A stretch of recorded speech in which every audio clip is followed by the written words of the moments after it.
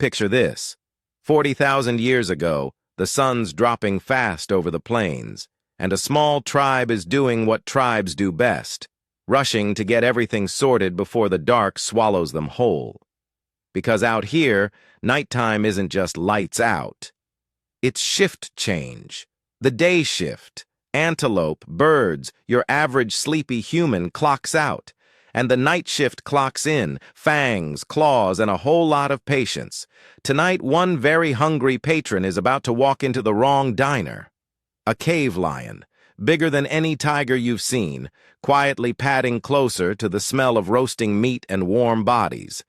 Our tribe has no idea their campfire just rang the dinner bell. Around the fire, life looks almost cozy. Someone's gnawing on cooked meat. A couple of kids are mock wrestling. An elder is fixing a torn hide cloak. Fire crackles. Sparks pop into the dark. This little glowing circle is basically their entire universe at night. Step outside it, and you're anyone's lunch. They've built their shelters in a tight cluster, spears leaned against the rocks, just in case. Not paranoia, experience. They've heard the roars before, echoing off canyon walls. Always a little too close for comfort. Tonight, though, there's no roar yet. Just silence. And if you know anything about big cats, silence is exactly when you should start worrying. Out past the firelight, low in the tall grass, two amber eyes catch the glow. This is Panthera spelaea, the cave lion, a Pleistocene heavyweight roughly 25% bigger than today's African lion. No mane on this one, just raw muscle wrapped in a coat built for the Ice Age chill. It hasn't eaten in days. Its usual buffet, wild horses, deer, the occasional unlucky young mammoth, has been thin on the ground lately. And here's this loud, meaty, fire-lit gathering practically advertising itself. Cave lions were ambush hunters, patient, low, silent. It's not sprinting in for the drama. It's creeping, one paw at a time, waiting for the perfect moment to strike. The first sign something's wrong isn't a roar, it's the dogs, or rather the tribe's semi-tamed wolf companions, snapping upright, hackles raised, growling at absolutely nothing anyone can see. Then a horsehide flap rustles with no wind to explain it. One hunter freezes mid-bite. He's spent enough nights out here to trust that prickling feeling on the back of his neck.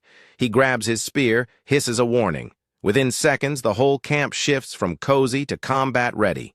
No panic yet, just controlled tension, like a held breath. Because in this world, false alarms happen constantly, but so do very, very real ones. And nobody wants to bet wrong on which this is. Then it happens.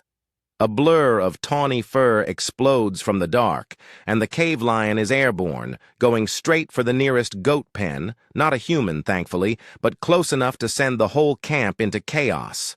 Screaming, torches grabbed, spears leveled. This is the moment every prehistoric survival guide, if they'd had one, would call, "Do not run." Running turns you into prey instantly. Instead, the strongest hunters form a rough line, spear tips out, shouting and stomping to look bigger and scarier than they feel. Fire is their secret weapon here. Cats fear flame, and someone's already swinging a burning branch like a lightsaber, if lightsabers smelled like smoke and adrenaline. The lion skids, snarls, and sizes up the wall of shouting, torch-waving humans. This is the standoff.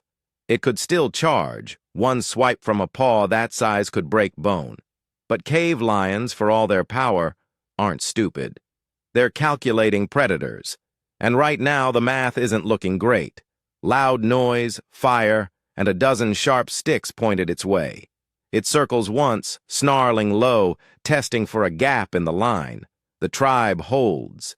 Nobody breaks formation, because breaking formation is exactly how you become the exception to the humans usually survive this rule. For a few unbearably long seconds, predator and prey just stare. Then, as if the sky itself joins the standoff, lightning cracks somewhere in the distance. And that's enough. The lion, already unimpressed by the noisy monkey wall, decides tonight just isn't worth the trouble. It turns and vanishes back into the dark, as silently as it arrived. The camp doesn't celebrate right away, they wait, spears up, hearts hammering, for what feels like forever, before finally lowering their guard. No deaths tonight. A few scratches, a very traumatized goat, and one hunter who will absolutely be telling this story for the next 30 years, with the lion getting bigger every single time he tells it. Nights like this are exactly why early humans survived the Ice Age's murder-friendly lineup of predators, not by being the strongest or fastest, but by being the most stubbornly cooperative. Fire, teamwork, and refusing to panic beat raw claws and fangs more often than you'd think. Every close call like this got remembered, retold, turned into warnings for the next generation. Build here, not there, keep the fire high, never sleep at the edge. Slowly, story by story, scar by scar, our ancestors built the survival playbook that eventually let their descendants, that's us, take over the whole planet. So next time your campfire feels a little too quiet, maybe don't blame the wind.